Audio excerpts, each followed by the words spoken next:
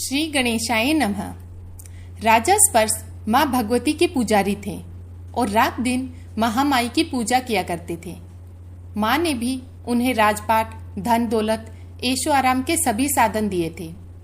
कमी थी तो सिर्फ यह है कि उनके घर कोई संतान नहीं थी। यह गम उन्हें रात दिन सताता था। वो माँ से यही प्रार्थना करते थे कि माँ उन्हें एक लाल बख्श दे ताकि वे भी संतान का सुख भोग सके, उनके पीछे भी उनका नाम लेने वाला हो, उनका वंश चलता रहे। माँ ने उसकी पुकार सुन ली। एक दिन माँ ने आकर राजा को स्वप्न में दर्शन दिए और कहा कि वे उसकी भक्ति से बहुत प्रसन्न हैं। उन्होंने राजा को 2 पुत्रियां प्राप्त होने का वरदान दिया। कुछ समय बाद राजा के घर में एक कन्या ने जन्म लिया। राजा ने अपने राज दरबारियों को बुलाया, पंडितों व ज्योतिषियों को बुलाया और बच्चे की जन्म कुंडली तैयार करने का आदेश दिया। पंडित तथा ज्योतिषियों ने उस बच्चे की जन्म कुंडली तैयार की और कहा कि वो कन्या तो साक्षात देवी है। वह कन्या जहां भी कदम रखेगी वहां खुशियां ही खुशियां होगी। कन्या भी भगवती की पुजारिन होगी। उस कन्या का नाम तारा रखा गया। थोड़े समय बाद राजा के घर वरदान के अनुसार एक और कन्या ने जन्म लिया। मंगलवार का दिन था।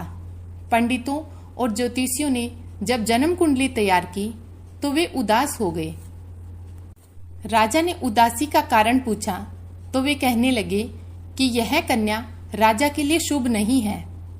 राजा ने उदास होकर ज्योतिषियों से पूछा कि उन्होंने ऐसे कौन से बुरे कर्म किए थे जो इस कन्या ने उसके घर जन्म लिया। उस समय ज्योतिषियों ने ज्योतिष से अनुमान लगाकर बताया कि वे दोनों कन्याएं जिन्होंने उनके घर जन्म लिया था पूर्व जन्म में देवराज इंद्र के दरबार की अप्सराएं थी। उन्होंने सोचा कि वे भी मृत्युलोक पे भ्रमण करें तथा देखें कि मृत्युलोक में लोग किस तरह रहते हैं। दोनों ने मृत्युलोक पर आकर एकादशी का व्रत रखा। बड़ी बहन का नाम तारा था तथा छोटी बहन का नाम था रुकमन। बड़ी बहन तारा ने अपनी छोटी बहन से कहा कि रुकमन, आज एकादशी का व्रत है, आज हम लोग भोजन नहीं करेंगे। अतः वो बाजार जाकर कुछ फल ले आए। रुकमन बाजार फल लेने गई। वहां उसने मछली के पकोड़े बनते देखे। उसने अपने पैसों के तो पकोड़े खा लिए तथा तारा के लिए फल लेकर वापस आ गई और फल उसने तारा को दे दिए। तारा के पूछने पर उसने बताया कि उसने मछली के पकोड़े खा लिए हैं। तारा ने उसको एकादशी के दिन मांस खाने के कारण श्राप दिया कि वो निम्न योनियों में गिरे और छिपकली बनकर सारी उम्र कीड़े मकोड़े खाते रहे। उसी देश में एक ऋषि गुरु गोरख अपने शिष्यों के साथ रहते थे। उनके शिष्यों में एक शिष्य तेज स्वभाव का तथा घमंडी था। एक दिन वो घमंडी शिष्य पानी का कमंडल भरकर खुले स्थान में एकांत में जाकर तपस्या पर बैठ गया। वो अपनी तपस्या में लीन था। उसी समय उधर से एक प्यासी कपिला गाय आ गई।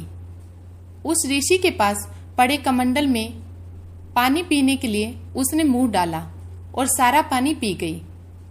जब कपिला गाय ने मुंह बाहर निकाला तो खाली कमंडल की आवाज सुनकर उस ऋषि की समाधि टूटी। उसने देखा कि गाय ने सारा पानी पी लिया। ऋषि ने गुस्से में आकर उस कपिला गाय को बहुत बुरी तरह चिमटे से मारा, जिससे वह गाय लहूलुहान हो गई। यह खबर गुरु गोरख को मिली तो उन्होंने कपिला गाय की हालत देखी। उन्होंने अपने उस शिष्य को बहुत बुरा भला कहा और उसी वक्त आश्रम से बाहर निकाल दिया। गुरु गोरख ने गौ माता पर किए गए पाप से छुटकारा पाने के लिए कुछ समय बाद एक यज्ञ रचाया। इस यज्ञ का पता उस शिष्य को भी चल गया जिसने कपिला गाय को मारा था। उसने सोचा कि वह अपने अपमान का बदला जरूर लेगा। यज्ञ शुरू होने पर उस शिष्य ने एक पक्षी का रूप धारण कर लिया और चोंच में शरप लेकर भंडारे में फेंक दिया। जिसका किसी को पता न चले। वह छिपकली जो पिछले जन्म में तारा देवी की छोटी बहन थी तथा बहन के शाप को स्वीकार कर छिपकली बनी थी, सरप का भंडारे में गिरना देख रही थी। उसे त्याग व परोपकार की शिक्षा अब तक याद थी। वह भंडारा होने तक घर की दीवार पर चिपकी रही और समय की प्रतीक्षा करती रही। कई लोगों के प्राण बचाने हेतु उसने अपने प्राण न्यौछावर कर लेने का मन ही मन निश्चय कर लिया। जब खीर भंडारे में दी जाने वाली थी, बांटने वालों की आंखों के सामने ही वह छिपकली दीवार से कूदकर कढ़ाई में जा गिरी। लोग छिपकली को भला बुरा कहते हुए खीर की कढ़ाई को खाली करने लगे तो उन्होंने उसमें मरे हुए सांप को देखा। तब जाकर सबको मालूम हुआ कि छिपकली ने अपने प्राण देकर उन सबके प्राणों की रक्षा की है। उपस्थित सभी सज्जनों और देवताओं ने उस छिपकली के लिए प्रार्थना की कि उसे सब योनियों में उत्तम योनि मनुष्य योनि प्राप्त हो तथा अंत में वह मोक्ष को प्राप्त करे। तीसरे जन्म में वह छिपकली राजा स्पर्श के घर कन्या के रूप में जन्मी। दूसरी बहन तारा फिर मनुष्य जन्म लेकर तारामती नाम से अयोध्या के प्रतापी राजा हरिश्चंद्र के साथ विवाह किया। राजा स्पर्श ने ज्योतिषियों से कन्या की कुंडली बनवाई। ज्योतिषियों ने राजा को बताया कि कन्या आपके लिए हानिकारक सिद्ध होगी, शगुन ठीक नहीं है, अतः वे उसे मरवा दें। राजा बोले कि लड़की को मारने का पाप बहुत बड़ा है, वे उस पाप का भागी नहीं बन सकते। तब ज्योतिषियों ने विचार करके राय दी कि राजा उसे एक लकड़ी के संदूक में बंद करके ऊपर से सोना चांदी आदि जड़वा दे और फिर उस संदूक के भीतर लड़की को बंद करके नदी में प्रवाहित करवा दे।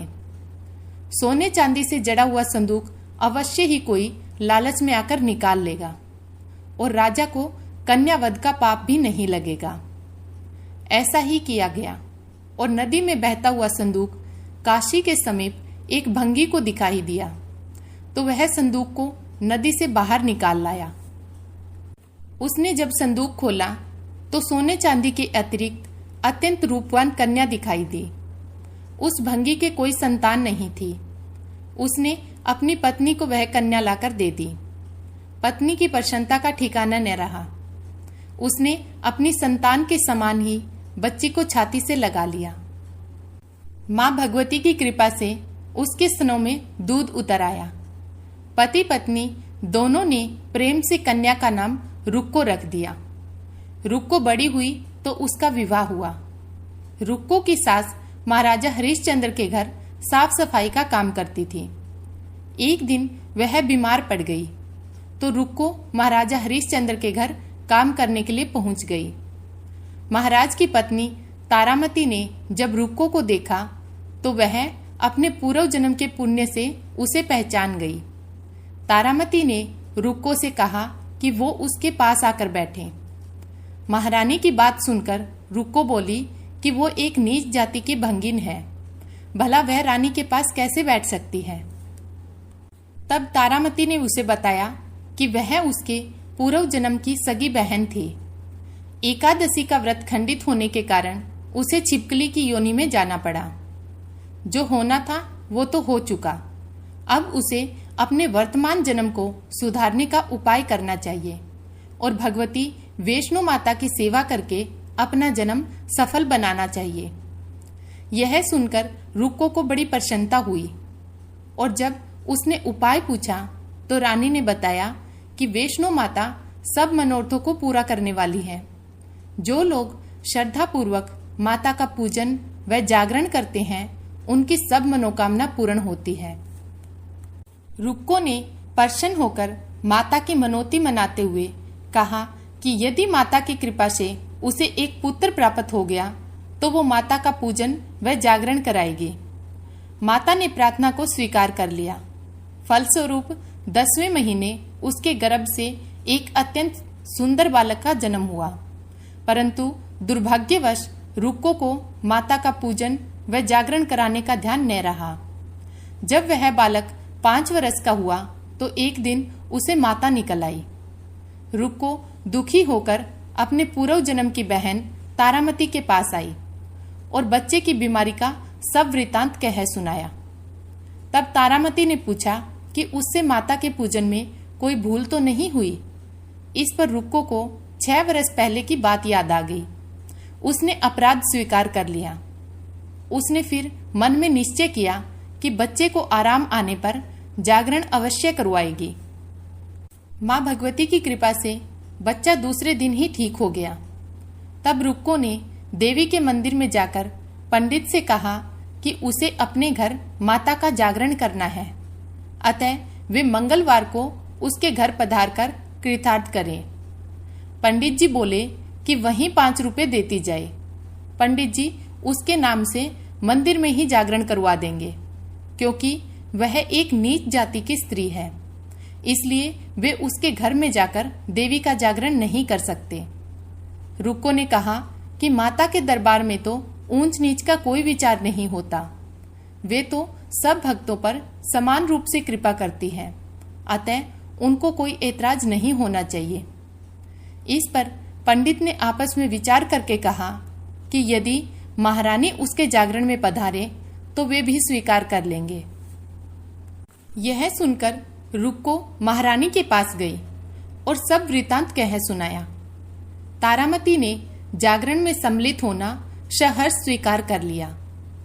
जिस समय रुक्को पंडितों से यह कहने के लिए गई कि महारानी जी जागरण में आएंगी, उस समय सेन नाम का नाई वहां मौजूद था। उसने यह सब सुन लिया और महाराजा हरिश्चंद्र को जाकर सूचना दे दी। राजा को सेन नाई की बात पर विश्वास नहीं हुआ कि महारानी भंगियों के घर के जागरण में नहीं जा सकती। फिर भी परीक्षा लेने के लिए उसने रात को अपनी उंगली पर थोड़ा सा चीरा लगा लिया, जिससे नींद न आए। रानी तारामती ने जब देखा कि जागरण का समय हो रहा है परंतु महाराज को नींद नहीं आ रही, तो उसने माता वैष्णो देवी से मन ही मन प्रार्थना की कि माता किसी उपाय से राजा को सुला दें ताकि वो जागरण में सम्मिलित हो सके। राजा को नींद आ गई। तारामती रोशनदान से रस्सा बांधकर महल से उतरी और रुक्को के घर जा पहुंची। उस समय जल्दी के कारण रानी के हाथ से रेशमी रुमाल तथा पांव का एक कंगन रास्ते में ही गिर पड़ा। उधर थोड़ी देर बाद राजा हरिश्चंद्र की नींद खुल गई। वह भी रानी का पता लगाने निकल पड़े। उन्हें मार्ग में रानी का कंगन व रुमाल दिखा। राजा ने दोनों चीजें उठाकर अपने पास रख ली और जागरण हो रहा था वहां पहुंच गए और एक कोने में चुपचाप बैठकर दृश्य देखने लगे। जब जागरण समाप्त हुआ तो सबने माता की अरदास की। उसके बाद प्रसाद बांटा गया। रानी तारामती को जब प्रसाद मिला तो उसने झोली में रख लिया। यह देख लोगों ने पूछा कि उन्होंने वह प्रसाद क्यों नहीं खाया। यदि रानी प्रसाद नहीं खाएंगी तो कोई भी प्रसाद नहीं खाएगा। रानी बोली कि पंडितों ने जो प्रसाद दिया है वह उन्होंने महाराज के लिए रख लिया, अब उन्हें उनका प्रदान करें। प्रसाद ले तारा ने खा लिया। इसके बाद सब भक्तों ने मां का प्रसाद खाया। इस प्रकार जागरण समाप्त करके प्रसाद खाने के पश्चात रानी तारामती महल की तरफ चली। तब रास्ते में ही राजा उन्हें रोककर पूछते हैं कि तुमने नीच जाति के घर प्रसाद खाकर खुद को अपवित्र कर लिया। तुमने मेरे लिए भी प्रसाद रखा है, अब तुम उससे मुझे भी अपवित्र करना चाहती हो। अब मैं तुम्हें अपने महल नहीं ले जा सकता।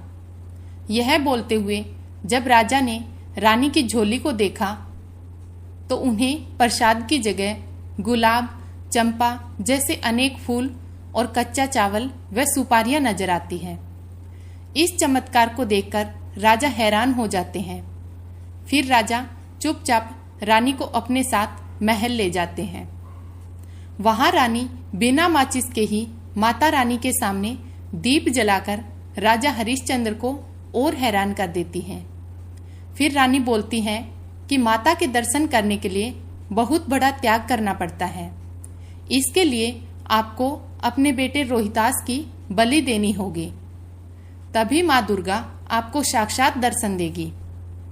राजा के मन में तो देवी के दर्शन की लगन हो गई थी। राजा ने पुत्र मोह त्याग कर रोहितास का सिर देवी को अर्पण कर दिया। ऐसी सच्ची श्रद्धा एवं विश्वास देखकर दुर्गा माता सिंह पर सवार हो उसी समय प्रकट हो गई और राजा हरिश्चंद्र दर्शन करके कृतार्थ हो गए। उनका मरा हुआ पुत्र भी जीवित हो गया। चमत्कार देख राजा हरिश्चंद्र गदगद हो गए। उन्होंने विधि पूर्वक माता का पूजन करके अपराधों की क्षमा मांगी। सुखी रहने का आशीर्वाद दें, माता अंतर्ध्यान हो गई। राजा ने तारा रानी की भक्ति की प्रशंसा करते हुए कहा कि वे रानी के आचरण से अति प्रसन्न हैं। उनके धन्य भाग जो वे उसे पत्नी के रूप में प्राप्त हुई। आयु पर्यंत सुख भोगने के पश्चात राजा हरिश्चंद्र, रानी तारा एवं रुक्मन तीनों ही मनुष्य योनि से छूटकर देवलोक को प्राप्त हुए। माता के जागरण में तारा रानी की कथा को जो मनुष्य भक्ति पूर्वक पढ़ता या सुनता है, उसकी सभी मनोकामनाएं पूर्ण होती है, सुख समृद्धि बढ़ती है, शत्रुओं का नाश होता है। इस कथा के बिना माता का जागरण पूरा नहीं माना जाता। जय माता दी।